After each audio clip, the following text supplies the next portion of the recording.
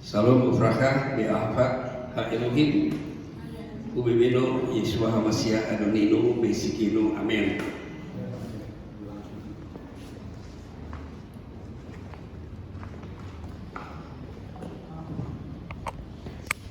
Salam ufraka bi'afat ha-Elohim Afino Feha Adon Yeshua Hamasya Amin.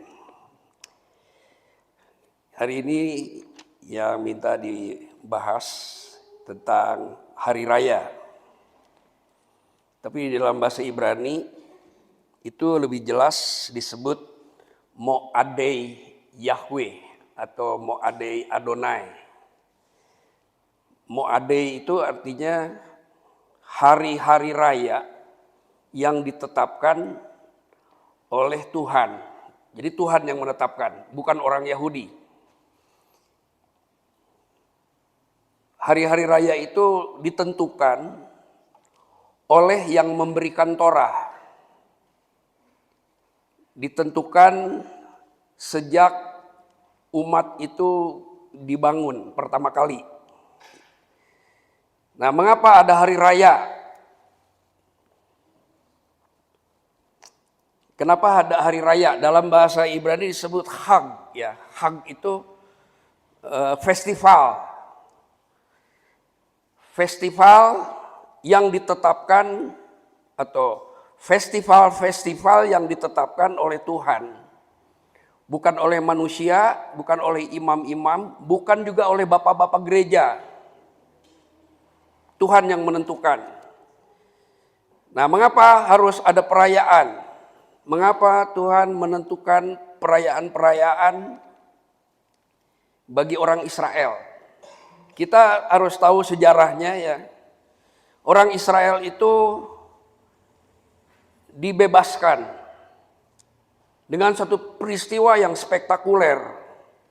Dan proses pembebasan itu cukup panjang. Kita tidak tahu berapa lama, berapa hari, ya.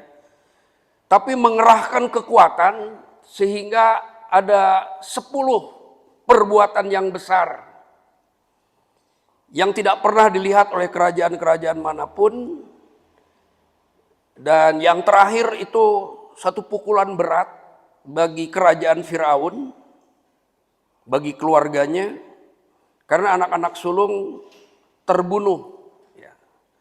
Terbunuh karena penentangan terhadap maksud dan kehendak El Shaddai. Kehendak Yahweh yang sudah dikenal itu ditentang gitu. Artinya orang Mesir, khususnya Firaun, itu sudah tahu siapa Yahweh. Awalnya dia bilang, siapa itu Yahweh? Aku tidak tahu, aku tidak kenal. Lalu diperlihatkanlah kemuliaannya, kuasanya, dan juga termasuk pengampunannya. Firaun pernah menyesali perbuatannya yang berdosa, lalu dia mohon ampun dan meminta kepada Musa untuk berdoa supaya Tuhannya orang Ibrani mengampuni dirinya. Nah, pada waktu itu Yahweh adalah Tuhannya orang Ibrani, bukan Tuhan orang Kristen. Tuhannya orang Ibrani. Tuhan orang Ibrani telah mengutus kami, katanya. Jadi dijelaskan Tuhan bangsa siapa gitu. Jadi dari awal sudah ada dalam bahasa Ibrani disebut Elohei Ha-Ifrim. Elohei Ha-Ifrim itu artinya Elohimnya orang Ibrani. Kita yang zaman sekarang memanggil nama Yahweh, berarti kita sedang memanggil Tuhan sebuah bangsa. Ya, Tuhannya bangsa Ibrani. Kita tidak bisa menafikan atau mengabaikan istilah itu. Kenapa? Karena bangsa-bangsa punya Tuhan sendiri, punya dewa sendiri, dan mereka memberi nama kepada dewa-dewanya. Manusia yang memberi nama. Tetapi kalau Elohimnya orang Ibrani, dirinya sendiri yang menyatakan namanya. Dan ditulis pertama kali, Anoki Yod He Waw He. Ada orang mengatakan, oh nggak terlalu penting nama itu. Kalau nggak penting, kenapa Tuhan turun di gunung? Apakah dia melakukan sesuatu yang tidak penting? Dia turun di atas gunung, supaya seluruh dunia sampai selama-lamanya tahu bahwa namanya itu. Dan dia tulis nama itu dengan 4 huruf saja. Kalau ada lebih dari 4 huruf, berarti itu ada usaha manusia yang menambahkannya. Kenapa ditambahkan? Karena supaya mudah melafalkannya. Nah, menurut cerita, yang membuat tanda-tanda baca itu orang Arab, bukan orang Ibrani, bukan orang Israel. Orang Arab membuat tanda-tanda yang disebut nikud atau nikudot supaya bisa membaca huruf-huruf mati Ibrani atau konsonan itu. Nah, ditambahlah. Setelah ditambah, maka sesuai dengan tanda itulah orang melafalkannya. Kalau dia lafalkan dengan apa ada namanya ya, saya lupa tuh. Kalau dia tanda begini, bunyinya menjadi begini. Kalau dia menggunakan tanda yang ini, bunyinya menjadi gini. Jadi bunyi itu adalah upaya manusia. Sedangkan di Torah sendiri tidak pernah tanda-tanda itu ditulis. Hanya 4 huruf saja. Nah, bagaimana melafalkannya? Menurut orang Yahudi, kami tidak tahu. Kami pernah langsung nanya kepada seorang rabi ortodok, bagaimana melafalkannya? Kami tidak tahu. Ya udah, kalau tidak tahu ya tidak tahu aja, jangan sok tahu katanya. Lalu dia agak sedikit meledek. Ya agak sedikit meledek halus lah gitu ya. Kami aja nggak tahu, kok kalian bisa tahu? Katanya. Kami aja orang Yahudi tidak tahu melafalkannya. Kok kalian dari bangsa lain kok bisa tahu melafalkan nama itu? Ya, kita tidak perlu perang argumen lah bagaimana dengan orang Yahudi. Dia yang lebih tahu bagaimana membaca huruf-huruf dia sendiri. Tapi kalaupun ada orang yang berupaya untuk bisa melafalkannya, ya monggo ya, orang Yahudi tidak mengganggu. Tapi jangan sekali-kali berbicara di depannya, dia akan merasa terprovokasi. Ya, atau merasa, bahkan ada yang merasa tercemari kalau kita melafalkannya. Nah, Yod He Waw He inilah yang menentukan hari-hari raya. Kalau kita mengasihi dia dan ingin melakukan kehendaknya, kita pertimbangkan sendiri. Apakah perintahnya itu, ketetapannya itu kita akan lakukan atau tidak? Itu dasarnya apakah kita sejauh mana kita mengasihi dia. Nah, orang Israel diajar bagaimana cara mengasihi dia, cara memuliakan dia, cara mendekat kepadanya, cara untuk mengadakan pendamaian. Yang mengatur itu Tuhan sendiri. Bukan imam-imam, bukan orang Israel, bukan Musa, dan bukan juga Harun. Jadi Tuhan sendiri caranya bagaimana kita beribadah kepada dia. Nah, jadi di sini ada perayaan ya, di ayat 2 dikatakan, jadi ini firman Tuhan kepada Nabi Musa. Berbicaralah kepada orang Israel hari-hari raya yang ditetapkan Yod He Waw He. Bisa dikecilin sedikit.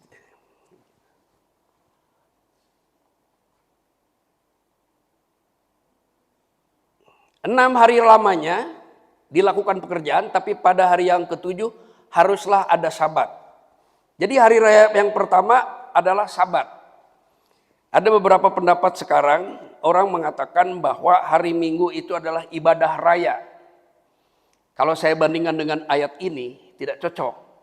Karena ibadah raya itu adalah hari Sabat, itu ibadah raya.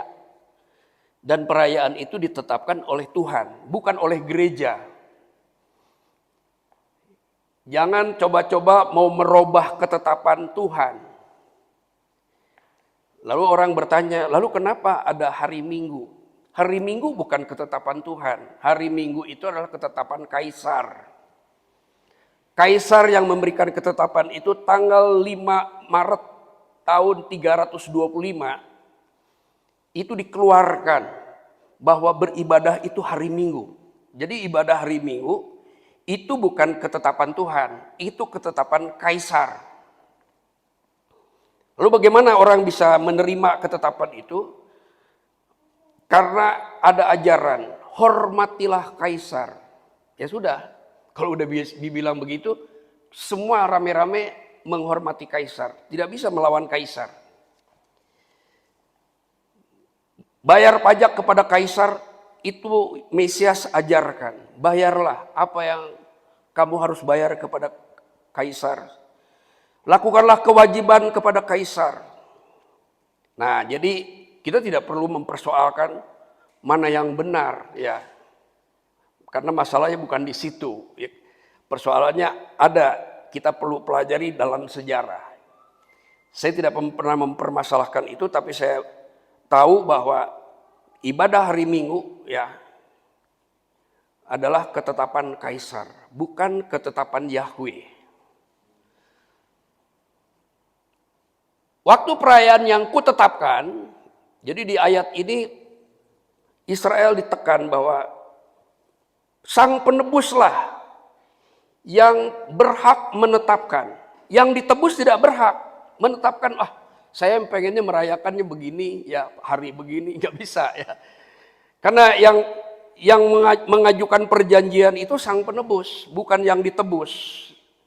Jadi setelah Israel ditebus menjadi umat, maka inilah salah satu untuk mengekspresikan kasih kita kepada sang penebus dengan cara merayakan, ya istilah yang digunakan di LAI adalah perayaan. Kalau dalam bahasa Ibrani disebut Chag, bahasa Arab itu Hajj.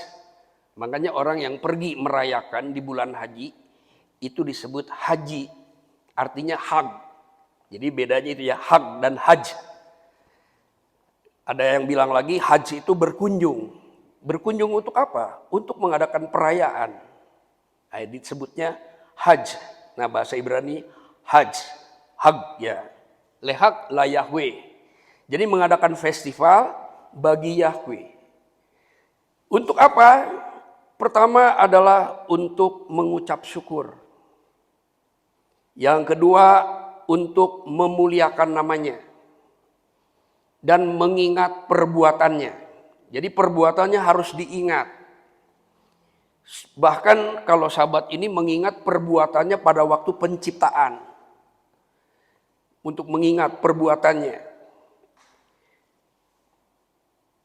Lalu untuk mengadakan intimasi, ya, melakukan keintiman dari yang ditebus dengan yang menebus, itu harus ada keintiman. Jadi di sini adalah untuk memelihara relasi, ya, bukan untuk religion, tapi untuk relation, untuk memelihara hubungan antara umat yang ditebus dengan sang penebus. Jadi ini perayaan mingguan. Jadi setiap pekan ada perayaan. Karena dilakukan pada hari yang ketujuh, maka disebut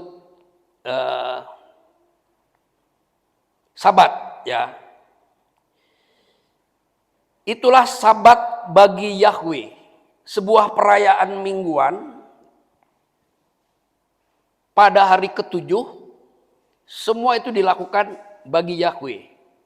Nah, perayaan ini melibatkan semua orang, ya, orang Israel asli maupun orang bukan asli atau Eref.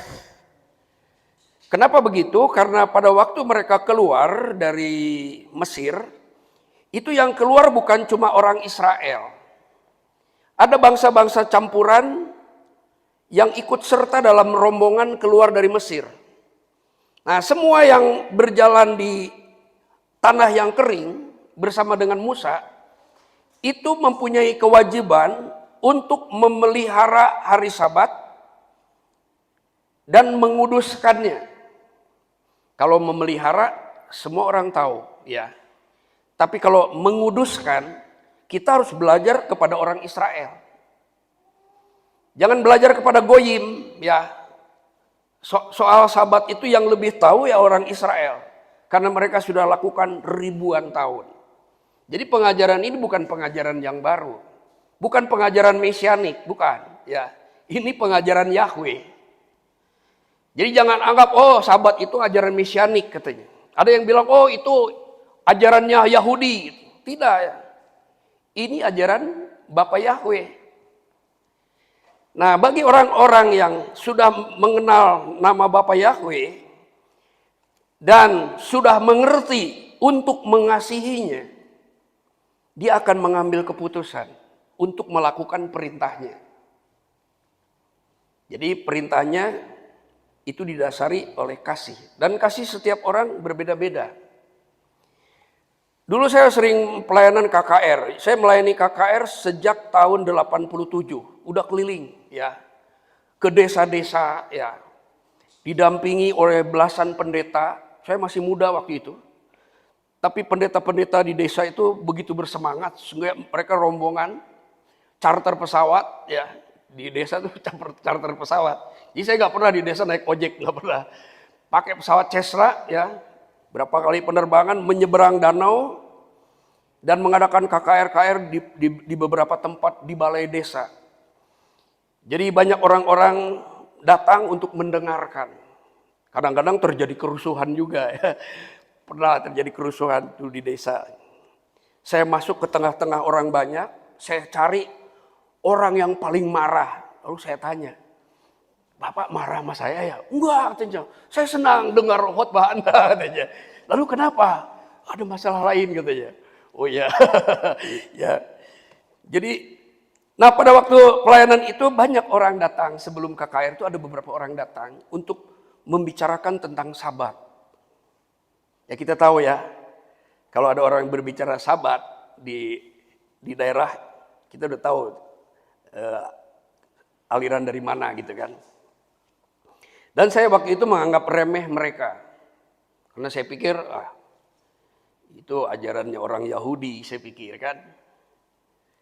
Jadi selalu itu berapa kali orang datang untuk mengingatkan saya gitu. Mereka bukan orang mesianik ya. Mereka mengingatkan tentang Sabat. Saya tahu di firman Tuhan ada ajaran tentang Sabat. Tapi saya anggap itu udah gak perlu lagi gitu. Satu waktu ada seorang keturunan Yahudi ya. Dan dia itu dari ibu yang menjadi permaisuri Raja Demak. Ya, jadi Raja Demak itu katanya salah satu istrinya itu orang Yahudi, wanita Yahudi yang melarikan dari Eropa gitu. Nah, dia telepon saya. Pak John, itu kira-kira 20 tahun yang lalu, Pak John, kita ikut seminar akar Ibrani yuk katanya gitu ya. Wah, saya senang ya kalau dengar Ibrani itu, saya pengen tahu banget. Saya datang. Nah, di sana pertama dibahas tentang Sabat gitu. Nah, ketika saya mulai memahami ya, di situ saya mulai mendapatkan semacam panggilan untuk menguduskan Sabat. Kebetulan yang mengajar itu keturunan Yahudi yang tinggal di Belanda waktu itu ya. Ada 2 orang. Nah, saya senang dan saya telepon anak-anak saya. Saya bilang datang ke alamat ini. Saya nggak tahu anak saya lagi di mana, saya panggil. Karena anak saya harus tahu tentang Sabat gitu. Akhirnya mereka datang dan ketika hamba Tuhan itu mendoakan, saya suruh anak-anak saya ke depan. Walaupun anak-anak saya nggak ngerti ya, tapi anak saya itu sangat percaya. Kalau saya berbicara firman Tuhan, anak saya itu selalu iya gitu. Makanya saya begitu hati-hati untuk menyampaikan pada anak-anak ya, karena anak-anak saya itu sangat percaya. Bahkan mantu saya punya mantu Muslim. Jadi waktu setelah dilamar, mantu saya bilang, saya minta dibaptis om katanya. Tapi yang baptis om katanya. Kenapa saya yang baptis? Karena saya tahu katanya, ajaran yang benar yang Om lakukan. Lalu dilayani pelepasan, jimat-jimatnya dibersihkan, lalu dia bertobat dan dibaptis. Ya, saya bersyukur ya, saya punya mantu yang berbeda kepercayaan, tapi dia mau menerima sahabat. Dia mau menerima firman Tuhan seperti yang saya pahami tanpa saya ajarin. Saya bilang, kamu tahu dari mana? Ya anaknya Om sering cerita-cerita tentang bapaknya, tentang pelayanannya, tentang ajarannya gitu kan. Jadi saya tertarik. Nah, jadi kita pertama harus kita pahami bahwa perayaan ini Tuhan yang menetapkan. Manusia tidak berhak merubah, tidak punya hak. Kalaupun itu ada yang ingin merubah, mungkin dia punya alasan tersendiri. Seperti pemerintah Roma punya alasan waktu itu, ya. Tapi saya tidak mau ceritakan terlalu jauh ya. Tapi ada alasan pemerintah kenapa hari beribadah itu harus ke hari Minggu, itu punya alasan dan melibatkan para pastor. Jadi pastor-pastor dipanggil semuanya, lalu dibicarakan, ya, yang berkaitan dengan politik mereka, perdagangan mereka, semua dibahas sehingga harus membuat ketetapan baru. Sehingga beribadah itu pada hari Minggu gitu. Kita juga tidak perlu hakimi keputusan-keputusan itu, biarlah karena semua juga diizinkan oleh Tuhan. Yang kedua, perayaan tahunan, ya. Inilah hari-hari raya atau Mo'adei Yahweh. Hari raya yang ditetapkan Tuhan. Hari-hari pertemuan yang harus kamu maklumkan pada waktunya yang tetap. Jadi nggak bisa dirubah waktunya. Dalam bulan yang pertama, dalam kalender Ibrani, ya saya bawa kalender Ibrani, ini nanti saya kasih untuk di sini ya. Itu dari Israel. Nah, jadi tanggal 14 dalam kalender Ibrani itu bulan Abib. Ya. Di Israel hanya ada satu nama bulan. Tidak seperti kita ya, bulan namanya ada 12. Di Israel cuma satu, namanya bulan Abib. Nah, setelah orang Israel pulang dari Babilonia, maka semua bulan itu diberi nama. Tadinya hanya satu, namanya bulan Abib. Yang kemudian setelah orang Yahudi pulang dari Babilonia, namanya menjadi bulan Nisan. Tanggal 14 pada waktu senja, jadi 14 sore. Ada Pesak la Yahweh atau Paskah bagi Tuhan. Perayaan Pesak bagi Tuhan.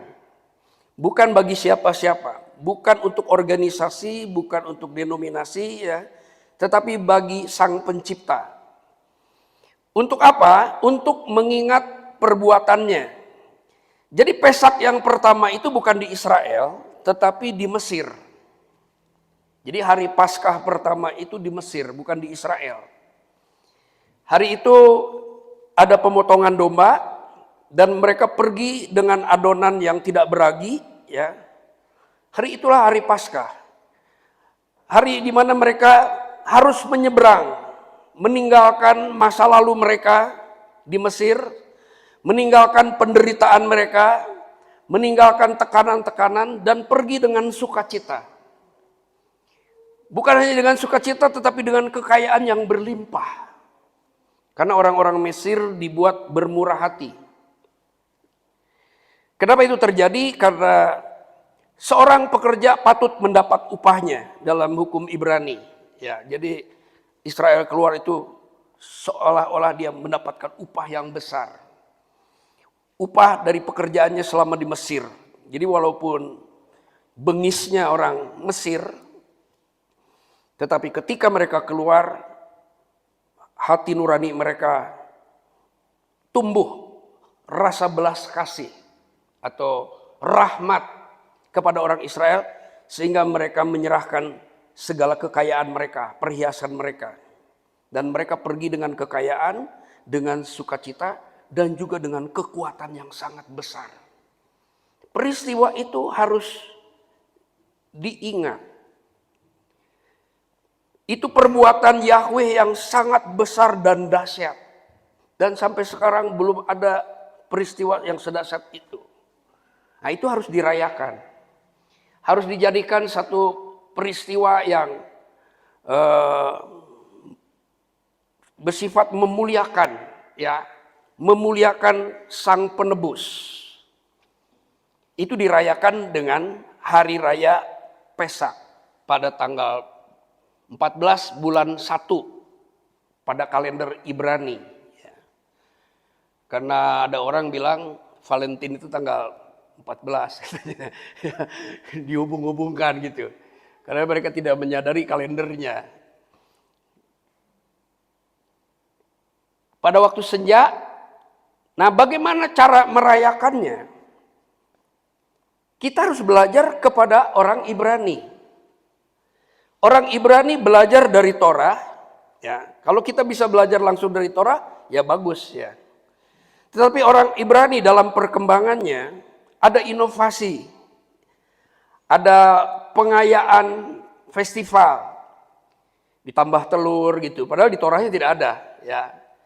Kenapa mereka menambah dengan telur? Ya kita tanya kepada orang Yahudi. Jangan tanya kepada orang Indonesia.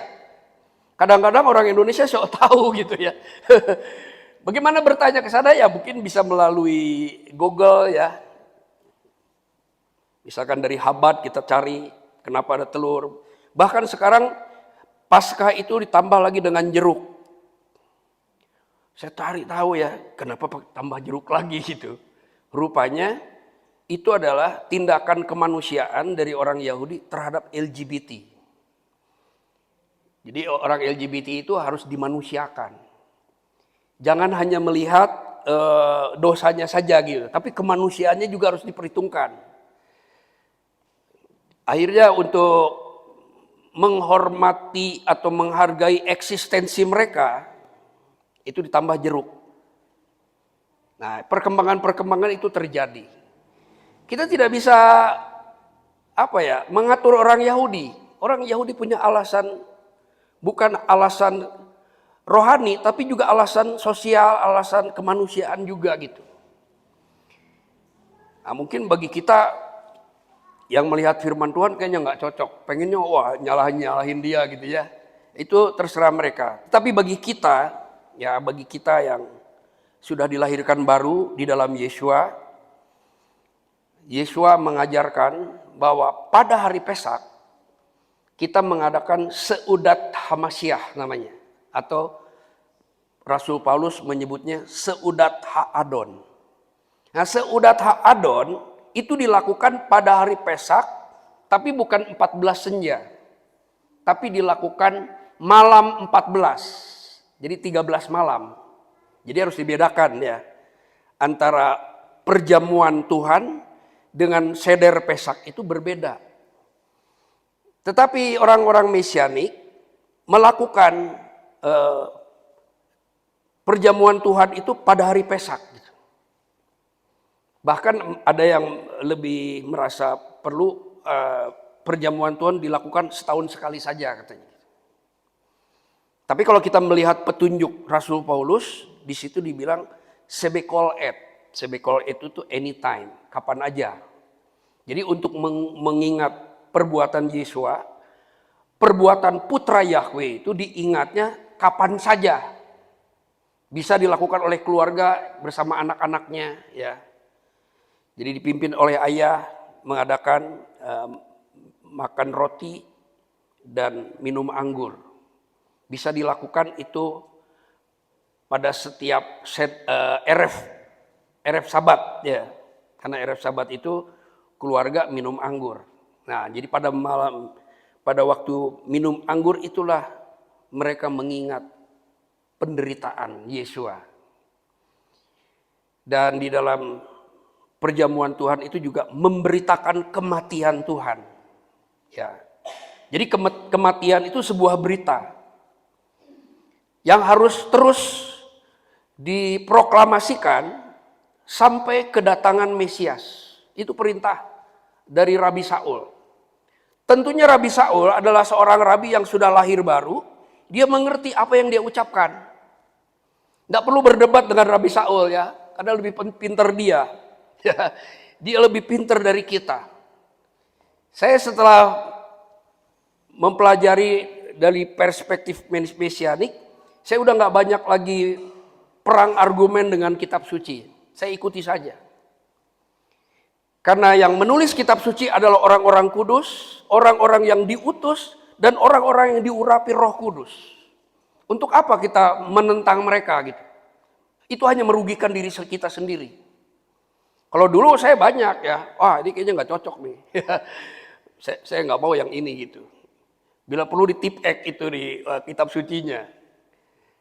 Nah, jadi kita bedakan antara perayaan Paskah yang diekspresikan dengan seder Pesak, ya. Kita bedakan dengan Seudat Ha'adon. Itu perayaan yang ditetapkan oleh Mesias. Mesias mengatakan, perbuatlah ini sebagai peringatan akan aku. Itu ketetapan Mesias. Nah dari sinilah kita bisa melihat. Pada hari Pesak di abad pertama itu, Mesias membuat ketetapan.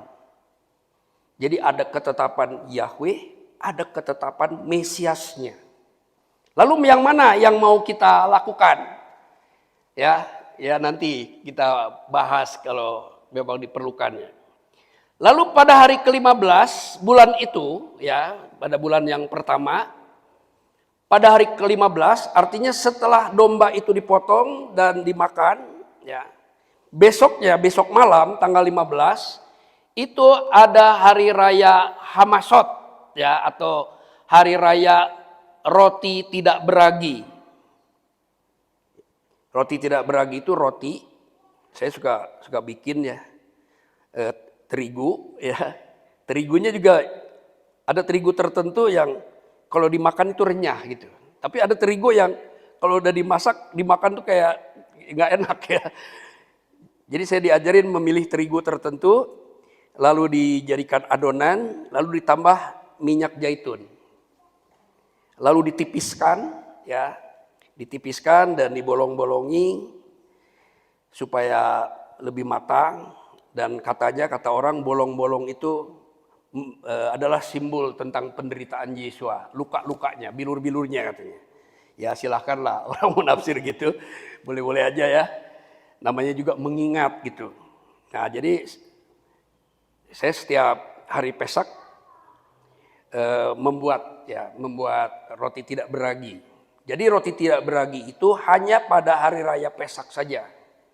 Kalau untuk perjamuan kudus, roti biasa saja, ya, tidak ada perintahnya harus roti tidak beragi. Tapi kalau mau buat roti tidak beragi ya tidak apa-apa ya, bagus juga gitu. Karena ketika Yesua melakukan itu, rotinya memang tidak beragi. Jadi pada waktu Yesua makan roti bersama dengan murid-muridnya, itu adalah matsah, ya. Yang dipecahkan itu adalah matsah. Tetapi di dalam kitab suci tidak ditulis matsah, tapi ditulis lechem. Yesua mengambil lechem lalu memecah-mecahkannya. Tapi sudah tentu pada tanggal 13 malam tidak ada roti tidak beragi di seluruh Israel. Nah, berdasarkan itulah kami mengambil kesimpulan bahwa ketika Yesua mengambil roti itu roti yang tidak beragi. Itu sudah pasti, karena hari itu di seluruh Israel semua yang beragi sudah dibakar, ya sudah dibakar. Jadi tanggal 13 malam itu sudah pasti tidak ada. Jadi yang Yesua ambil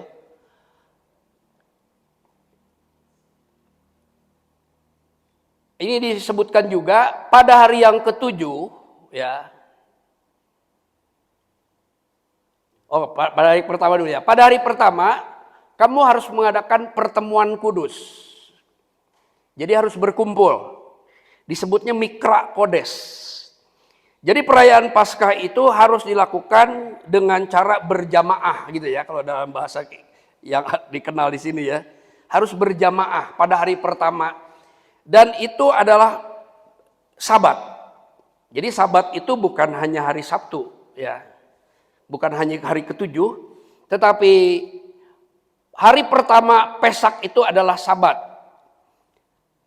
Itulah sebabnya Sabat pada hari pertama Pesak itu disebut Sabat Gadol. Nah, di dalam kitab Injil disebut karena Sabat adalah hari yang besar katanya. Maksudnya waktu Yesua itu disalibkan itu pada hari Sabat, bukan hari Sabat Sabtu, bukan. Itu Sabat hari pertama Pesak. Ya. Itu semua orang tidak boleh bekerja. Harus meninggalkan pekerjaannya dan itu adalah hari libur. Dan orang berkumpul, ada yang berkumpul di rumahnya mengadakan Pesak, ada yang berkumpul di sinagog. Di tempat-tempat yang sudah ditentukan. Yesua juga waktu itu memilih tempat. Dia suruh murid-muridnya, kamu pergi ke kota, nanti ada seseorang yang membawa air, ya. Itu udah pasti air itu adalah untuk netilat yadaim, ya. Dan bilang sama orang itu, Ha'adon mau mengadakan perayaan Paskah di rumah kamu. Berarti perayaan Paskah itu sudah disiapkan sejak tanggal 13 malam. Ya, mereka sudah siapkan. Karena setelah masuk tanggal 14, mereka tidak boleh kerja apa-apa. Jadi tanggal 13 malam itu, apa yang perlu untuk perayaan Pesak itu sudah siap di setiap rumah. Dan Yesua memilih satu tempat. Dan kalau menurut guide kemarin yang di Israel itu dia bilang di burn house, ya. Itu dekat tembok ratapan, ya, dekat Hak Hotel tuh. Di situ ada burn house. Nah, mereka bilang itu tempatnya di situ. Tapi ada beberapa denominasi mengatakan, oh tempatnya di tempat yang lain. Karena di Israel itu memang banyak begitu, ya. Ada yang bilang baptisnya di sini, yang satu bilang oh baptisnya sebelah sana. Oh, ya. Ada yang dikuburnya di sini, yang satu bilang enggak, dikuburnya sana. Kenapa ada perbedaan itu? Itu hanya untuk cuan. Karena itu destinasi turis, ya. Itu sudah dilakukan udah lama sekali, ya. Sehingga pernah juga kita dibawa ke Qasr al-Yahud itu, ya, tempat baptis Yesua itu dikuasai oleh tentara Inggris supaya tidak diklaim oleh gereja manapun gitu. Jadi tentara Inggris membuat base camp di situ sehingga nama itu tempat itu suatu waktu diberitahukan. Nah, pertemuan kudus itu disebut Mikra Kodes. Nah, ini namanya Mikra Kodes pada hari Sabat, ya. Berkumpul. Dan di hari Pesak itu ada kurban-kurban. Untuk apa? Untuk memelihara hubungan. Tuhan tidak membutuhkan daging kambing, tidak, ya. Yang Tuhan butuhkan adalah intimasi, relationship yang terus terpelihara. Itu yang Tuhan butuhkan. Tuhan tidak butuh berapa besar persembahannya. Karena Tuhan Maha Kaya. Dia ajarkan itu karena itu sebuah pengajaran yang akan membantu mereka untuk bisa menerima korban Mesias. Ya, jadi kenapa ada penumpahan darah pada hari Pesak? Ya, itu bukan pesta barbar, bukan, ya, bukan untuk mengadakan tujuan-tujuan duniawi, tidak. Itu adalah sebuah pengajaran untuk mempersiapkan Israel bisa menerima korban Mesias di masa depan. Sehingga ada korban penumpahan darah. Dan harus tidak boleh melakukan pekerjaan berat. Akhirnya kalau seperti mempersiapkan untuk acara Sabat ya gak apa-apa, ya. Tapi untuk cari uang atau yang lain, untuk hal-hal yang bersifat mempertahankan diri untuk kehidupan itu boleh. Misalkan pada hari Sabat IDF, tentara Israel itu memasang pertahanan Iron Dome misalkan, itu boleh, ya. Karena tujuannya untuk melindungi bangsa itu. Pilot-pilot siap untuk menjalankan tugasnya. Pesawat-pesawat harus dipanaskan, ya. Kalau memang harus dipakai, itu nggak apa-apa, ya. Jadi untuk pekerjaan-pekerjaan yang menyangkut kehidupan, mereka bisa lakukan.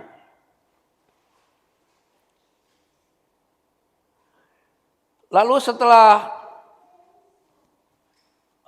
hari raya roti tidak beragi dilakukan, maka bersamaan itu ada yang disebut menghitung Omer, ya, dimulai pada hari raya Bikurim. Itu kalau menurut perhitungan beberapa orang itu jatuh pada hari Minggu katanya, setelah Pesak. Jadi orang bilang Pesak itu hari Jumat, maka hari Minggunya itu hari Bikurim. Artinya hasil pertama yang harus ditunjukkan. Itulah sebabnya Yesua dibangkitkan dari antara orang mati itu sebagai hasil pertama dari Bapa Yahweh untuk menghidupkan orang mati. Itu hasil pertama Yesua. Bukan hidup yang biasa ya. Karena menghidupkan orang mati sudah pernah terjadi di zaman Elisa ya. Terus pada waktu Lazarus itu juga. Tetapi menghidupkan orang mati pada hari Bikurim itu ya. Jadi Yesua dibangkitkan oleh Bapa Yahweh sebagai yang sulung, sebagai hasil pertama. Orang yang menggenapi Torah, orang yang melakukan Torah dengan sempurna itu dibangkitkan dari antara orang mati. Itulah hari Bikurim kalau menurut pandangan Kristen atau Mesianik ya. Mengapa disebutkan hari Minggu? Ya, karena di kitab suci dikatakan pada hari pertama perempuan-perempuan itu pergi ke kubur. Hari pertama itu dalam bahasa Ibrani disebut Yom Rishon atau dibilang juga Yom Ahad ya. Hari yang pertama. Menurut kalender hari pertama itu adalah setelah hari yang ketujuh. Jadi Sabat yang ketujuh, hari pertama itulah Yesua dibangkitkan. Sebagai hasil ya, hasil Bapa Yahweh memerintahkan Torah itu dilakukan dengan sempurna, itulah hasil yang pertama. Lalu Yesua menunjukkan tentang kehidupan setelah kebangkitan itu selama beberapa hari. Bahkan ada penjelasan pada hari yang ke-40 naik ke surga. Jadi Yesua telah memperlihatkan bahwa dirinya satu-satunya yang pertama sebagai hulu hasil tentang kehidupan yang kekal. Nah, makanya di dalam kitab Yesaya disebut Afiad, diterjemahkan Bapak yang kekal. Ya, itu terjemahannya keliru ya, bukan Bapak yang kekal. Bapak kekekalan seharusnya terjemahannya. Afiad itu Bapak kekekalan. Nah, karena terjemahannya disebut Bapak yang kekal, lalu orang berpikir, oh Yesus itu Bapak katanya. Jadi error begitu ya. Karena terjemahannya seperti itu. Jadi saya lebih memilih terjemahan Afiad, Bapak kekekalan. Karena dialah yang pertama kali menunjukkan kekekalan sebagai hasil pertama. Ya, di sini katakan kamu harus membawa hasil pertama dari penuaian kepada imam. Itu biasanya digoyang-goyangkan gini. Nah, di dalam bahasa Alkitab kita disebut persembahan unjukan. Bahasa Ibrani menyebutnya tenufah. Artinya persembahan yang dilambai-lambaikan di hadapan Yahweh. Sebagai hasil pertama disebutnya tenufah. Satu persembahan. Makanya orang Afrika kalau memberikan persembahan ya setiap ibadah, mereka tuh nyanyi sambil sukacita, lalu amplopnya dilambai-lambaikan gitu. Itu karena membaca persembahan unjukan atau tenufah, dilambaikan. Ya. Jadi hasil pertama itu dilambaikan oleh para imam di hadapan Adonai, di hadapan Yahweh. Ya. Lalu ada korban sajian, lalu ada korban yang lain. Ya. Tujuannya adalah untuk menyenangkan. Bapak itu tidak pernah sedih dan selalu senang gitu ya. Tetapi sebagai pengakuan ya, Elohim itu mengerjakan segala sesuatu dengan sukacita untuk kebaikan kita. Nah, jadi umatnya diajar untuk mendedikasikan seluruh kehidupannya termasuk hartanya sebagai ungkapan bahwa kami bersukacita bersama dengan engkau gitu. Itu yang dimaksud menyenangkan hati Tuhan, bukan karena Tuhan itu kurang senang ya.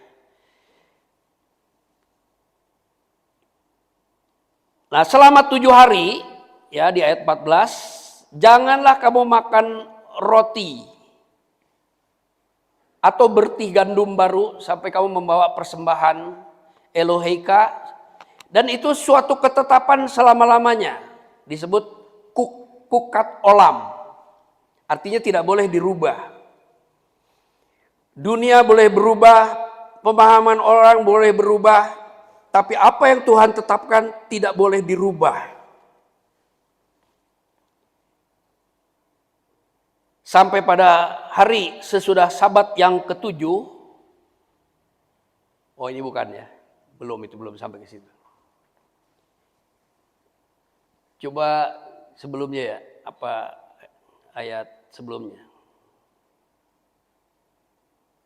Ya ini pada hari mengunjukkan berkas ya, pada hari Bikurim. Nah sejak itulah berkas-berkas yang dituai itu dihitung. Ya, ada perayaan menghitung Omer selama 49 hari.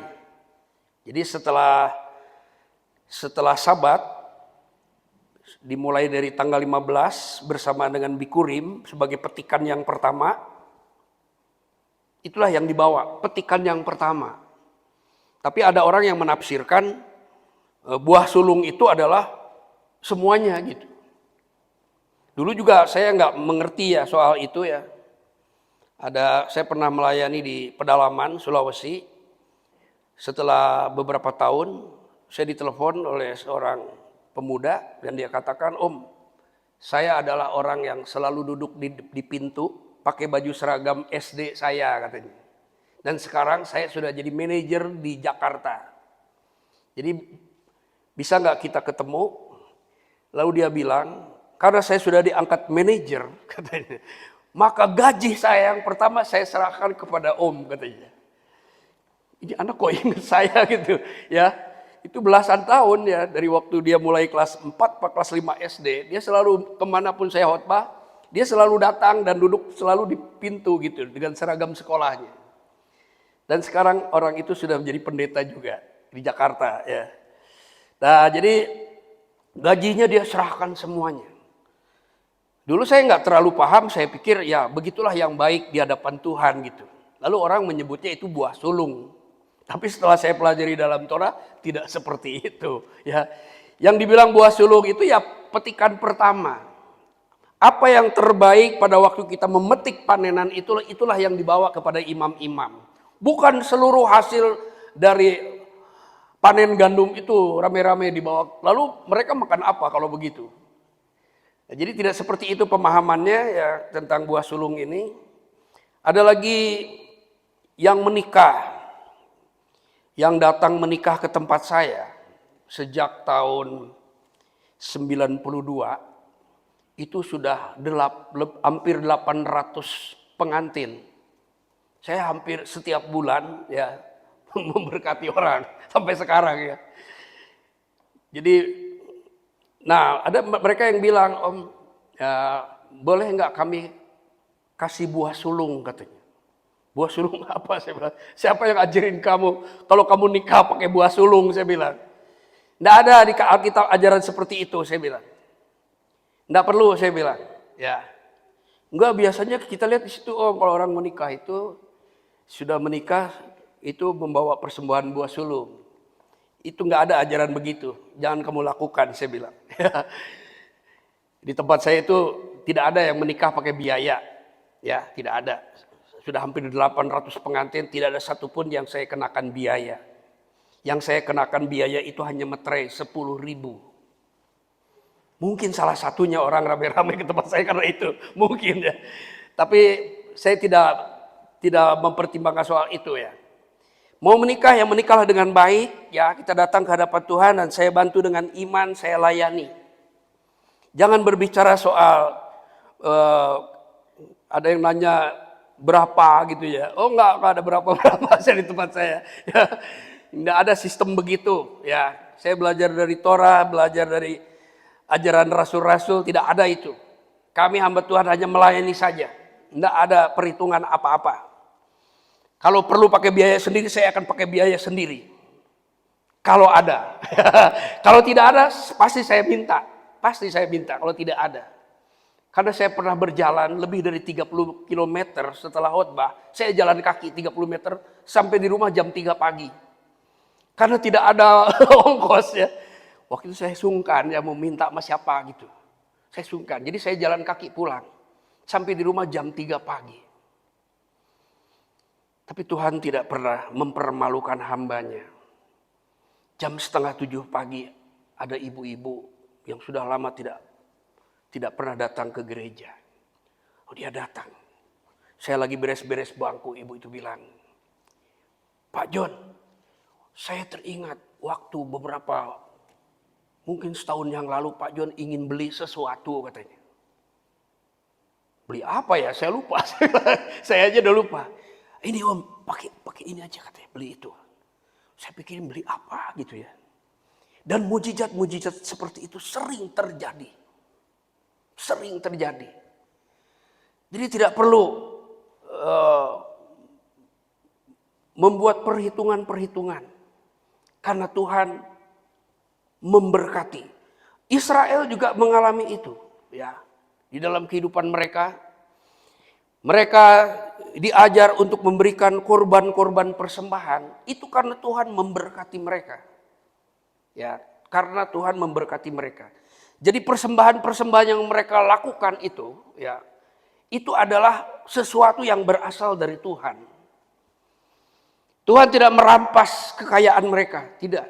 Tuhan ingin mengajar mereka untuk memuliakan Tuhan dengan hartanya. Memuliakan di sini adalah untuk menunjukkan kasih. Jadi apapun yang dilakukan dalam Torah itu unsurnya adalah untuk menunjukkan kasih kepada Bapa.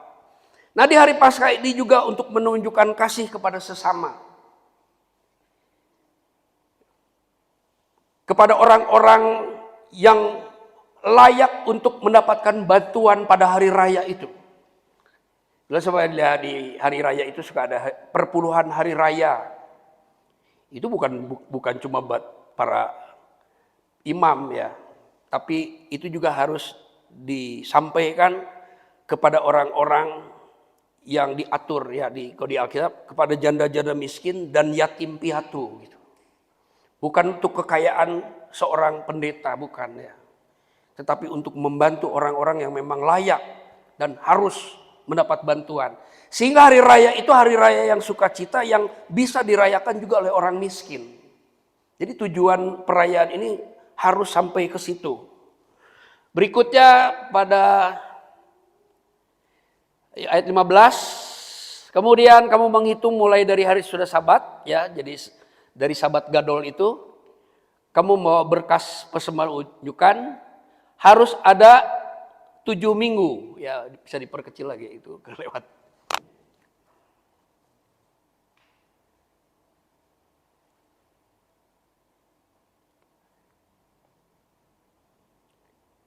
Nah, ini adalah hari Shavuot, ya. Shavuot itu artinya pekan-pekan. Hari raya pekan-pekan.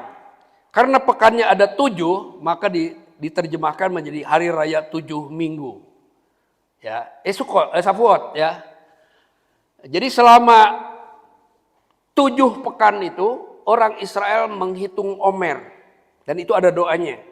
Nanti kapan-kapan saya sampaikan bagaimana orang Yahudi itu berdoa sepanjang 49 hari. Itu ada doanya setiap hari. Ada berkat, ucapan berkat. Nah, ucapan berkat itu adalah untuk memuliakan Tuhan dengan bibir. Karena di dalam Mazmur katakan Tuhan berkenan kepada ucapan bibir yang memuliakan, kepada ucapan syukur daripada kepada korban-korban sembelihan. Nah, orang-orang Yahudi sering mengucapkan doa-doa ya, apalagi di dalam Sidur, itu adalah korban ucapan syukur. Bukan mantra ya, bukan. Jadi doa-doa yang ada dalam Sidur itu pengganti kurban-kurban. Karena kurban-kurban sudah tidak bisa dilakukan lagi, diganti dengan ucapan-ucapan bibir yang memuliakan. Itu dirangkai dalam Sidur.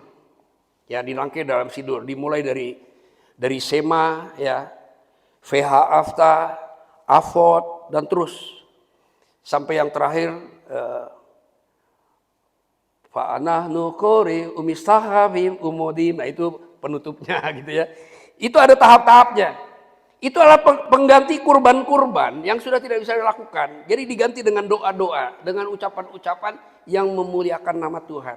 Nah di hari raya menghitung Omer juga ada doa, ada 49 doa yang diucapkan setiap hari. Namanya doa menghitung Omer. Ya. Dan di hari Pentakosta atau di hari raya Shavuot itu ada 2 roti. Jadi biasanya orang-orang yang melakukan ibadah hari raya Shavuot atau Pentakosta itu membawa 2 roti. Bahkan ada yang ekstrim, 1 roti itu dibuang di tempat sampah. Untuk menandakan bahwa yang ini kutuk gitu, yang ini berkat. Katanya ya, saya juga nggak terlalu itu kebiasaan yang ada di sekte tertentu ya. Lalu ada persembahan. Jadi di sini dilakukan persembahan 7 ekor domba itu di bait suci. Kalau bait sucinya tidak ada, berarti itu tidak bisa dilakukan lagi. Diganti dengan doa-doa. Ya, jadi doa-doa itu pengganti korban-korban yang sudah tidak bisa dilakukan lagi di bait suci karena bait sucinya sudah tidak ada. Imam harus mengunjukkan semuanya beserta roti hulu hasil, ayat 20 ya. Nah ini perhatikan ya, jadi pada hari raya itu bukan hanya Tuhan yang diperhatikan, tetapi juga orang asing dan orang miskin. Kebanyakan orang kalau mengadakan perayaan itu semuanya tertuju kepada Tuhan gitu. Padahal Torah mengajarkan pada hari raya itu perhatian kita harus disampaikan kepada orang-orang miskin. Pada waktu kamu menuai, janganlah kau sabit ladangmu sampai ke tepinya. Janganlah kau pungut apa yang ketinggalan dari penuaian, semuanya itu harus kau tinggalkan bagi orang miskin. Seperti Rut ya, Rut itu kan dulu datang ke Yudea dan kerjaannya adalah memungut bertih-bertih gandum di belakang para pekerja Boas ya. Nah, jadi seperti itu. Jadi yang jatuh itu tidak boleh diambil, itu punya orang miskin. Artinya pada hari raya itu bukan hanya mengumpulkan uang ya untuk mengadakan suatu perayaan yang supaya kelihatan megah gitu. Saya sering ikut ya. Orang-orang yang mengadakan perayaan Pondok Daun misalkan. Wah, dengan cari dana yang banyak ya. Lalu sewa gedung yang bagus supaya kelihatan bagaimana gitu ya. Lalu bikin dekorasi, ya boleh-boleh aja lah. Tetapi Torah banyak menyebutkan supaya apa yang kita lakukan kepada Tuhan itu harus langsung bisa dirasakan oleh orang miskin juga. Jadi ketika menuai dan mengadakan pesta penuaian, jadi Paskah itu biasanya penuaian itu jelai. Ya, jelai itu kasar, biasanya itu untuk keledai. Nanti pada hari raya Pentakosta mereka menuai gandum, itu lebih lembut dimakan.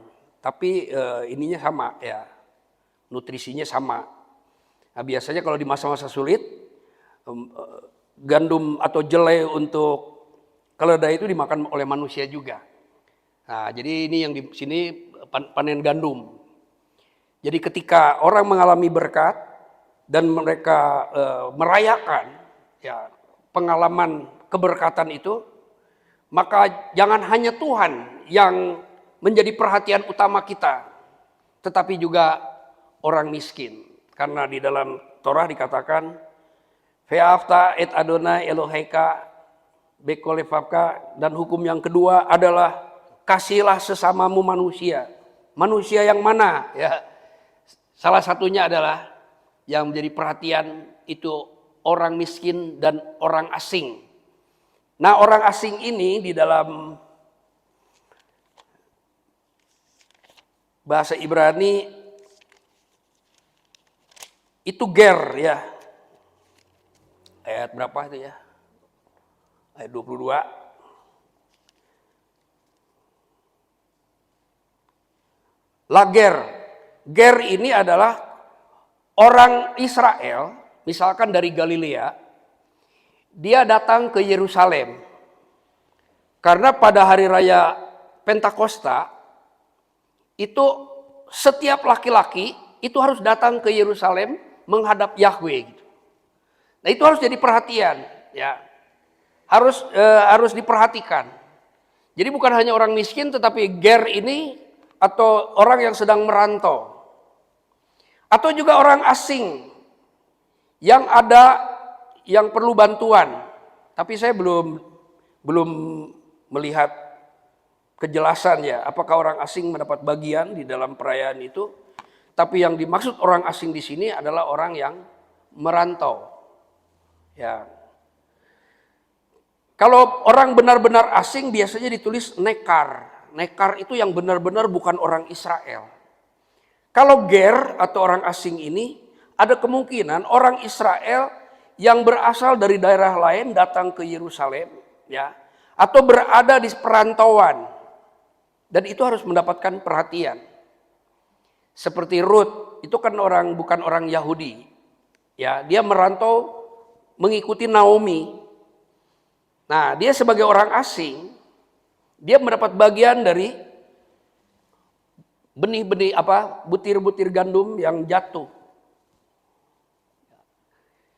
Jadi bukan hanya untuk Tuhan perayaan itu, ya. Kasih bukan hanya ditujukan hanya kepada Tuhan, tetapi juga kepada orang miskin. Nah, kita sering melakukan perayaan-perayaan, ya, kadang-kadang terabaikan, ya, terabaikan orang-orang yang seharusnya pada hari raya itu mendapatkan sesuatu. Kalau di Jakarta ya, saya sering menemukan gini ya. Saya pernah duduk, dia datang di kebaktian pada hari Sabat, lalu dia dekati saya. Om, nanti udah kebaktian, ada makanan enggak ya Om, katanya. Oh ada, saya bilang. Padahal saya belum tahu ya. Maksud saya, kalaupun nanti tidak ada, saya akan belikan makanan. Ya, saya akan bawa dia ke kantin dan saya belikan makanan. Karena ada orang-orang yang saya nggak tahu ya, mungkin dia tidak punya atau dia pada hari Sabat tuh salah satu yang menjadi tujuannya itu adalah untuk dapat makan. Dia datang tuh ke gedung-gedung. Makanya dia tanya, nanti selesai kebaktian ada makanan atau tidak. Pernah kejadiannya pada hari Sabat. Sabat banyak orang hatinya tertuju kepada Tuhan semuanya. Ini Sabat untuk Tuhan gitu. Tapi kita tidak pernah memperhatikan orang-orang tertentu. Ini benar-benar terjadi. Saya bertemu berpapasan dengan orang. Apa kabar? Gimana kamu ibadah? Udah lama Om, saya nggak ibadah di sana. Kenapa? Saya bilang, kamu kan rajin dulu. Duduk dengan saya terus kalau ibadah. Aduh malu Om kalau saya datang. Emang kenapa? Karena saya pernah katanya, saya mengambil makanan ditegur. Pada hari Sabat, orang mau ngambil makanan ditegur. Emang kenapa? Saya bilang, oh kamu ditegur. Soalnya pada hari itu saya tidak maju ke depan. Kenapa maju ke depan? Saya tidak memberi persembahan. Soalnya gini Om, saya itu bawa persembahan saya kan sedikit katanya. Jadi saya bawa persembahan itu nanti kalau uangnya udah banyak baru saya masukin semuanya. Rupanya ada yang memperhatikan. Orang ini nggak pernah kasih kolekte itu. Jadi tidak pantas kau makan di tempat ibadah. Ada yang seperti itu. Itu di Mesianik. Itu benar-benar kejadian. Dan dia seorang pemuda. Yang saya tahu pekerjaannya itu mengalami kesulitan ya. Sehingga dia tidak dapat datang bersabat lagi. Saya berpikir, ya kalau nggak boleh kenapa ditaruh di meja gitu ya. Kenapa nggak dibawa kantong aja, mana yang itu. Itu sudah digelar di atas meja. Orang mau ngambil itu ditegur. Dianggap tidak layak ngambil makanan pada hari Sabat. Jangan sampai seperti itu saya pikir ya. Sabat ini bukan hanya untuk mengasihi Tuhan. Tapi juga mengasihi orang-orang yang pantas untuk mendapatkannya gitu. Dari sini diajarkan dalam Torah ini seperti itu. Dan pada hari Shavuot itu juga adalah sebuah sabat, ya, jangan melakukan. Lalu ayat 26. Ini setelah melewati beberapa bulan, tadi kan Paskah itu bulan pertama, Shavuot itu bulan ketiga, ya kira-kira. Di sini tanggal 10 bulan ke-7 dalam kalender Ibrani disebut bulan Tisri. Itu bertepatan juga dengan tahun baru Yahudi. Bukan tahun baru Israel ya, beda ya. Rosh Hashanah itu tahun baru Yahudi. Kalau tahun baru Israel itu tanggal Paskah tadi ya. Tanggal 14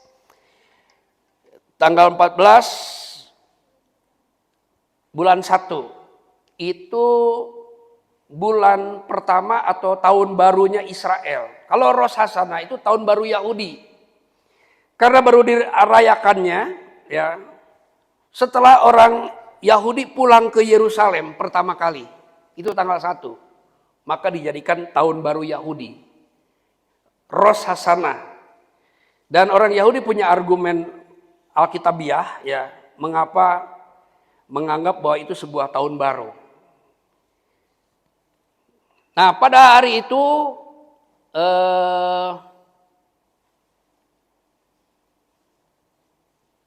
tanggal 1 bulan Tisri, tadi tanggal nomor berapa ya? Oh, ayat 24. Ya. Dalam bulan ke-7 pada tanggal 1 bulan itu kamu harus mengadakan perhentian penuh, artinya mengadakan sabat yang diperingati dengan meniup shofar. Nah, karena ini yang menerjemahkan orang Melayu, menurut orang Melayu itu shofar itu serunai. Itu ada di Padang, di Malaysia ya, serunai. Kalau serunai itu dia seperti shofar terbuat dari kayu, tetapi ada puput ya. Puput itu alat bunyi di ujung untuk ditiup. Nah, puput itu berbunyi lalu diperbesar oleh resonansi yang ada pada kayu itu. Itu namanya serunai. Tetapi yang ditulis di dalam Torah itu seharusnya shofar yang ditiup. Untuk apa? Pada hari pertama bulan yang ke-7 ini untuk mengingat kurban ketika Abraham mengikat Ishak gitu. Itu diperingati dengan meniup shofar. Bahkan ada yang katakan bahwa hari Pesak itu tidak boleh meniup shofar gitu ya.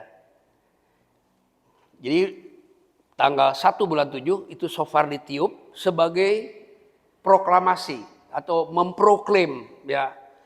Memproklaim kepada semua orang bahwa kita berada di bulan Tisri untuk mempersiapkan hari pendamaian. Itu pada tanggal 10 di ayat 27. Pada tanggal 10 bulan yang ke-7 itu ada hari pendamaian. Pendamaian bahasa Ibrani-nya Kippur ya. Makanya disebut Yom Kippur.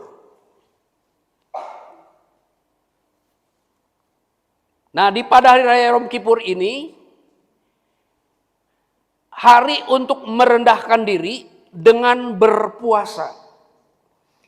Jadi ekspresi merendahkan dirinya harus disertai dengan menahan lapar gitu. Afflict yourself ya. Jadi buat dirimu menderita dengan puasa itu sebagai ekspresi untuk merendahkan diri. Karena manusia ini di masa-masa tertentu ya itu arogansinya bisa berkembang. Nah, dengan adanya Yom Kippur ini diredupkan sifat arogansinya itu dengan merendahkan diri. Bahkan orang Yahudi itu pada hari Yom Kippur kalau ibadah seperti itu di lantai. Kalau mereka berada di tempat yang ada kursinya, mereka duduk di lantai. Ya, merendahkan diri itu mereka ekspresikan dengan cara duduk di lantai. Bahkan ada yang lebih ekstrim, dia menaruh abu di kepalanya untuk mengekspresikan di hadapan Yahweh itu merendahkan diri di hadapan dia. itu untuk melatih bangsa itu penguasaan diri. Nah, di dalam perjanjian baru itu ada salah satu buah roh adalah penguasaan diri. Jadi ajaran buah roh itu sudah diajarkan dalam Torah, ya, sudah diajarkan. Bagaimana menyangkal diri, merendahkan diri, ya, dan mengontrol diri. Self control itu sudah diajarkan di dalam Torah dan itu dilakukan secara nasional, ya, pada hari raya Yom Kippur. Dan itu suatu ketetapan, ya, jadi jangan dirubah-rubah. Itu jangan dianggap bahwa itu ajaran Yahudi, itu ajaran Bapa Yahweh. Kalau sekarang kita ini memuliakan dan mengasihi Bapa Yahweh, maka kita akan tumbuh, ya. Setelah kita lahir baru kita akan tumbuh. Bagaimana? Nah, cara untuk mengekspresikan dirinya itu diajarkan dan diatur di dalam Torah. Nah, detailnya kita harus belajar dari Talmud. Ya, di Talmud itu ada detailnya. Bagaimana perayaan ini dilakukan itu ada di Talmud. Lalu bagaimana kita cara kita merayakannya? Ya, yang kita tahu aja gitu ya. Kalau saya sih begitu aja ya. Yang kita bisa tahu, yang bisa kita pahami, itulah yang kita lakukan. Tujuannya adalah untuk mengasihi Tuhan, menghormati Dia, untuk mengingat perbuatan Bapa Yahweh di dalam masa-masa bersama Israel sebelum Mesias datang. Jadi tujuannya, apakah kita mau merayakan atau tidak, terserah ya. Kita mau mengungkapkan kasih kita dengan cara Torah atau cara kita sendiri. Tapi orang Yahudi semua sepakat, kami ingin memuliakan Tuhan dengan cara Torah, tidak mau dengan cara yang lain. Apalagi dicampur dengan unsur-unsur pagan, ya. Dan yang terakhir di ayat berikutnya, pada hari yang ke-15 bulan Tisri atau bulan yang ke-7, ya, ada hari raya Sukkot. Sukkot itu artinya pondok-pondok. Sukkot bukan artinya pondok daun, tidak. Sukkot itu artinya pondok-pondok. Tapi karena pondok-pondok itu disertai dengan daun-daunan, maka disebut pondok daun gitu. Tapi kata Sukkot itu adalah pondok-pondok. Orang-orang Israel asli harus berada di dalam pondok itu. Mengadakan perayaan selama 7 hari. Dan hari pertama ada pertemuan kudus atau Mikra Kodes. Kalau gereja-gereja sekarang mengistilahkan convocation. Itu biasanya dilakukan di Singapura ya, yang terdekat. Itu ada convocation, hamba-hamba Tuhan dari seluruh dunia datang ke Singapura atau ke negara-negara yang lain, itu mengadakan convocation. Dan di situ mereka saling membagi pengalaman pelayanan, sharing ya, dan banyak acara-acara yang lain. Nah, ini dalam terjemahan bahasa Inggris, pertemuan kudus itu disebutnya convocation. Jadi orang-orang Israel bertemu. Dan dalam pertemuan itu pasti ada sharing, ada pembicaraan, saling menguatkan, saling membantu, ya, saling memperhatikan. Jadi tujuannya ke situ, bukan hanya sekedar bikin rame-rame untuk mengadakan perayaan. Ada korban api-apian, ini semangat rohani kita harus kita kobarkan, ya. Seperti Paulus mengatakan, kobarkanlah karunia yang ada padamu. Nah, itu diidentikan dengan korban api-apian. Jadi semangat rohani kita harus saling menyemangati, ya, saling menyemangati rohani sesama di hari raya itu.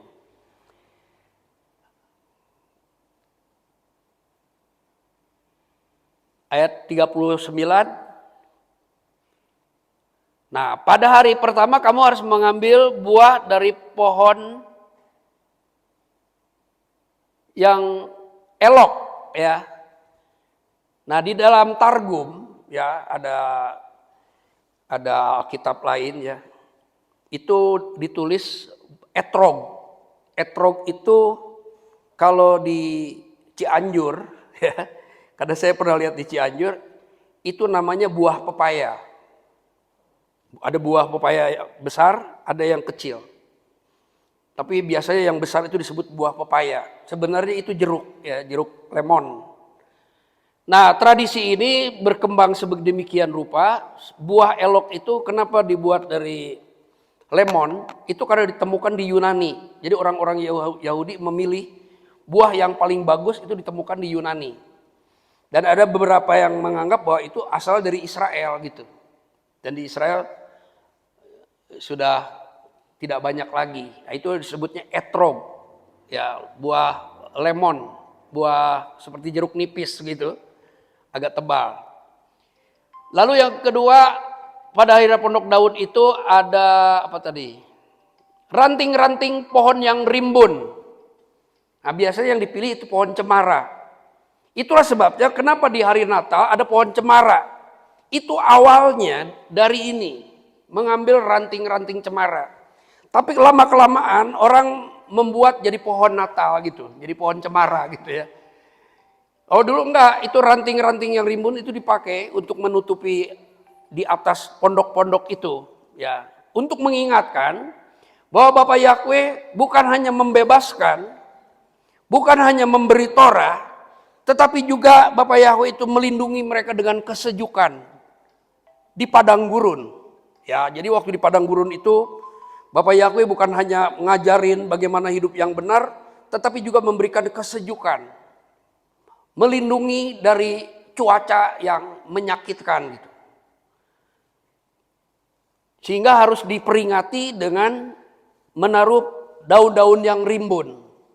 Nah, daun yang rimbun itu kebanyakan memilih ranting-ranting cemara. Cemara di sini dengan di Israel itu beda ya. Saya lihat ada waktu di Bahai Garden ya. Saya melihat ada pohon cemara bagus sekali. Saya kira waktu itu terbuat dari plastik ya. Tapi setelah saya dekati ternyata itu pohon cemara dan ada buahnya. Itu hampir persegi 4 buahnya itu. Dan persis seperti plastik. Jadi waktu saya pegang ternyata ini pohon betulan gitu ya. Bagus sekali cemara yang pernah saya lihat di kaki Gunung Karmel itu. Nah itu bagus sekali, cemaranya berbeda. Itu kelihatan segar ya, enak dilihat oleh mata gitu. Seperti lilin dia seperti lilin gitu.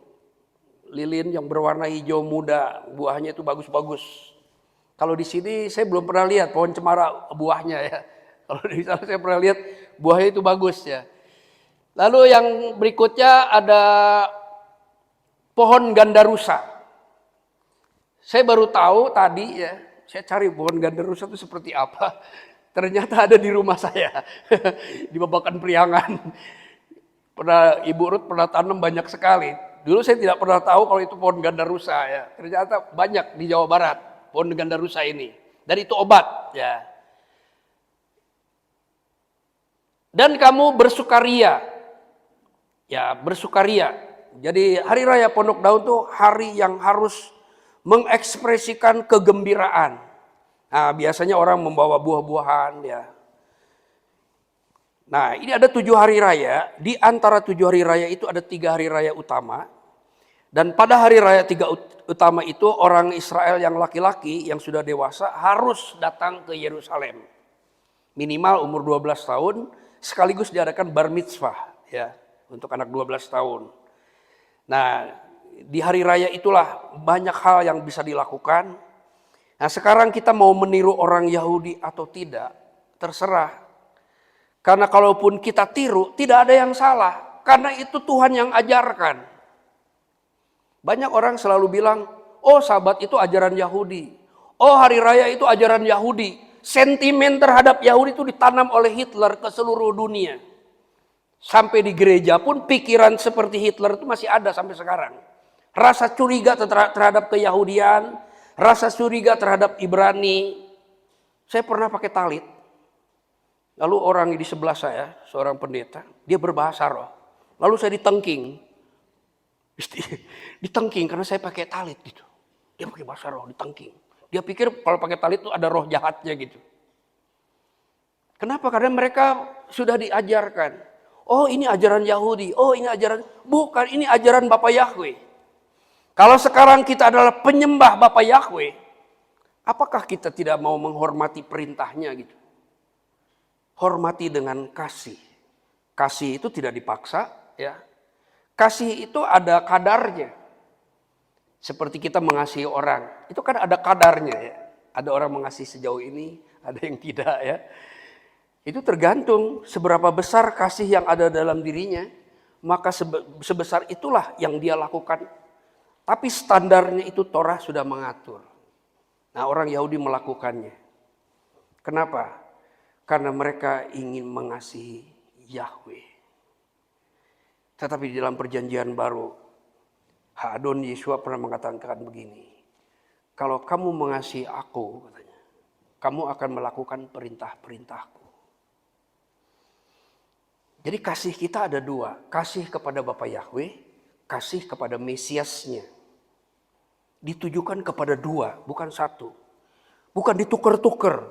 Ya, enggak, ada dua yang kita kasihi. Pertama adalah Bapa, yang kedua itu anaknya. Lalu kasihilah sesamamu, katanya. Yeshua mengajarkan, kasihilah musuhmu. Kalau orang Yahudi itu musuhmu, kasihi orang Yahudi itu maksudnya. Banyak orang yang tidak bisa menerima orang Yahudi seluruh dunia. Bahkan ada orang yang ingin memusnahkannya, menghilangkan ajarannya. Orang lupa bahwa ajaran itu berasal dari Bapa Yahweh. Bahkan ada orang-orang yang sudah menerima Bapa Yahweh pun ingin menyingkirkan ketetapan-ketetapan yang Bapa Yahweh perintahkan kepada orang Israel. Lalu bagaimana dengan kita? Ya tergantung kasih kita. Kasih itu ada masa pertumbuhannya. Ada orang yang penting percaya dulu lah. Lakukan di sekitar percaya. Kasih itu ada kadarnya tiap orang berbeda-beda. Kita tidak bisa dipaksa. Karena ada orang bilang kalau enggak melakukan hari raya kamu enggak selamat katanya. Tidak begitu ajarannya, ya, tidak begitu. Ajarannya begini. Kalau kamu sudah percaya kepada Yeshua, maka kamu percaya juga kepada Bapaknya. Kalau kamu mengasihi Yeshua, kamu akan mengasihi Bapaknya. Kalau kamu sudah memahami perintah-perintah Bapaknya, itu setahap demi setahap kita akan lakukan perintah Bapaknya.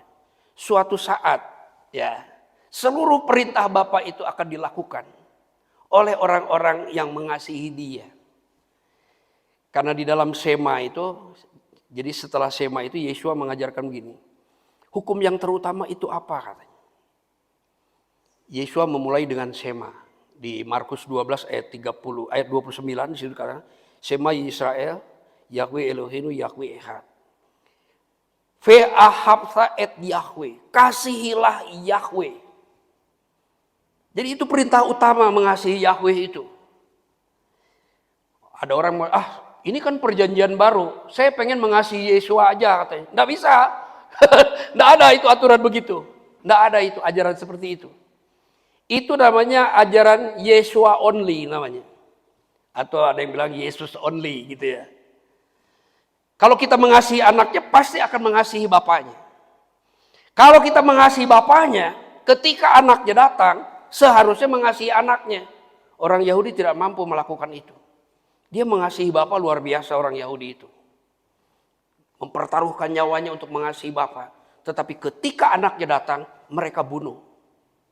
Di sini diajarkan bahwa kita mengasihi bapak dan mengasihi anaknya. Atau kalau kita belum bisa memahami bagaimana mengasihi bapaknya, kita mengasihi anaknya dulu. Ya.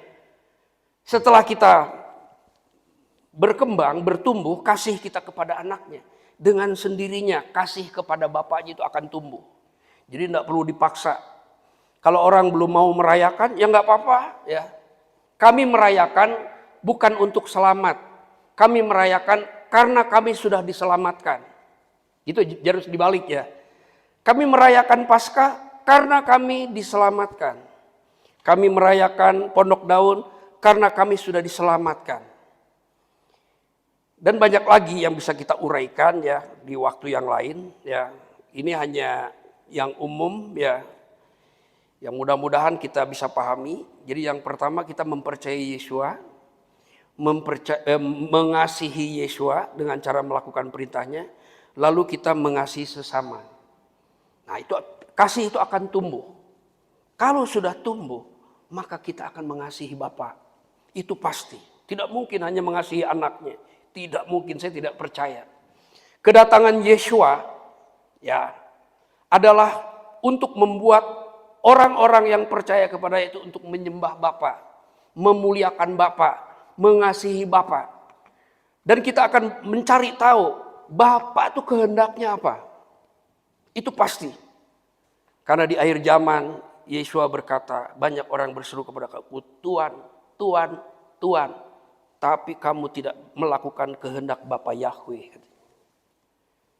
Enyahlah dari hadapanku, katanya. Hei anomos dalam bahasa. Hei orang yang tidak mau menghormati Torah. Itu dalam bahasa Yunani bisa anomos. Ya, tapi diterjemahkan, hei pembuat kejahatan. Kalau di bahasa Yunani ditulisnya, hei kamu yang anti Torah. Jadi anti Torah udah lama ya. Sejak di padang gurun juga ada yang anti Torah.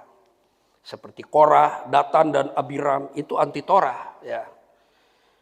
Nah, jadi supaya orang-orang mengasihi Bapa, Bapa mengutus anaknya. Barangkali kau tidak bisa mengasihi Bapa, sekarang kasih dulu anak saya dah. Ya. Kalau kamu mengasihi anak saya, kamu diselamatkan. Nanti di dalam keselamatan itu kamu akan tahu dengan sendiri bagaimana mengasihi Bapa. Jadi intinya kita merayakan perayaan-perayaan itu adalah untuk mengasihi Bapa. Karena kita sudah diselamatkan oleh putranya. Ya. Kita sudah dilahirkan baru oleh putranya. Apakah benar seperti ini? Kita bisa lihat di dalam Kisah Rasul. Di situ ada di pasal 20. Paulus itu bergegas supaya aku bisa sampai pada hari Pentakosta, katanya. Jadi rasul yang sudah lahir baru ini masih merayakan hari raya Pentakosta.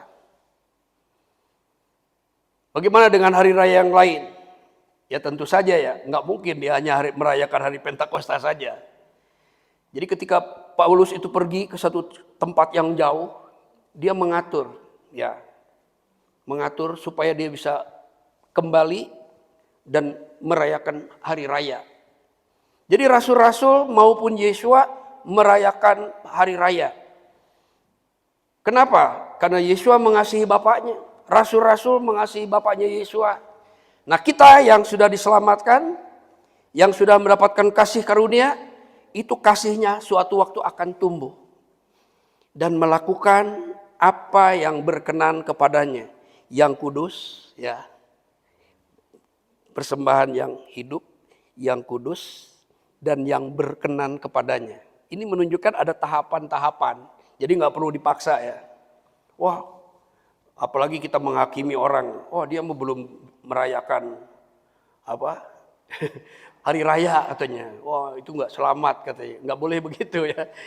Torah tidak mengajarkan begitu. Apalagi dalam perjanjian baru tidak boleh punya pandangan seperti itu kepada orang lain ya. Jadi kita memberitakan, ya mengajarkan hari raya itu seperti apa. Itu gambarannya begitu jelas di Imamat 23. Dan ada ayat-ayat yang lain juga yang mendukung.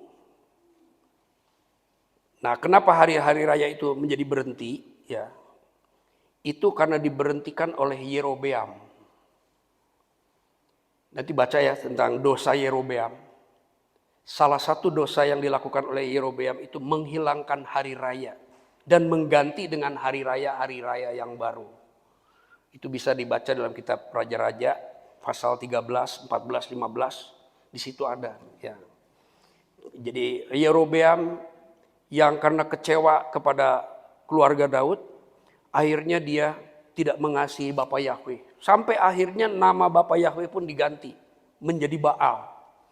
Jadi mengalami degradasi kasih di situ.